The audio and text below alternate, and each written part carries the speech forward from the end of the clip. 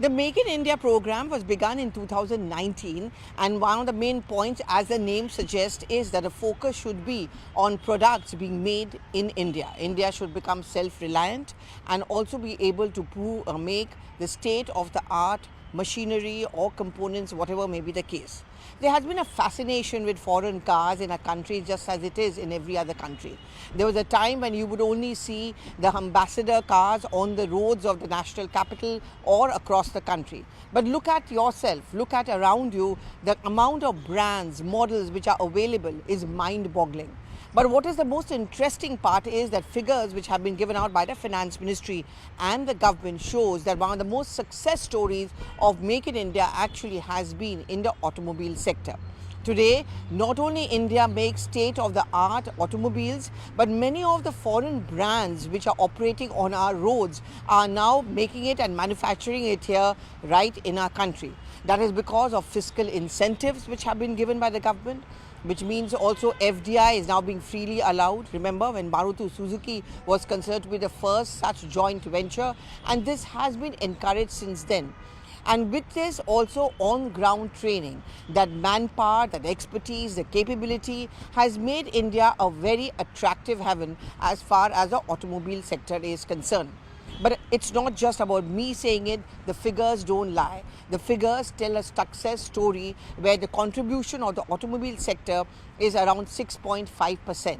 And that has been increasing in the last decade or so. And this benefit, of course, has gone to the middle class whose purchasing power has also increased. But we'll talk about that a little later. Let's talk about some of the figures which are now being made available to us by way of the Finance Ministry, which essentially shows us how the automobile industry is being driven. First of all, the vehicle production has grown from 2 million, and this some figures I'm talking about 1991-92, and it has now gone up to 28 million in 2023 to 24. So it's been multiplied many times over. Our exports have also now reached 4.5 million units, and this is for the financial year 2023 to 24. In fact, we have attracted an FDI of 36 billion US dollars. That's also a huge amount of number. But the real sector where the growth has taken place is in the electronic vehicles or the EV sector. Now over here, there have been 4.4 million EVs which have been registered, and this has got a market hold of 6.6%, a market penetration of 6.6%. And in fact, this is also a reason behind this is a large number of SOPs which have been given. One quick one is, for example, the GST on EVs have been reduced from 12 to 5%. Now, EVs are something which the government is focusing on because given in the backdrop of the climate change, one of the biggest concerns of the government and the world over is how to have eco-friendly modern vehicles, and that is where EVs play a very significant role.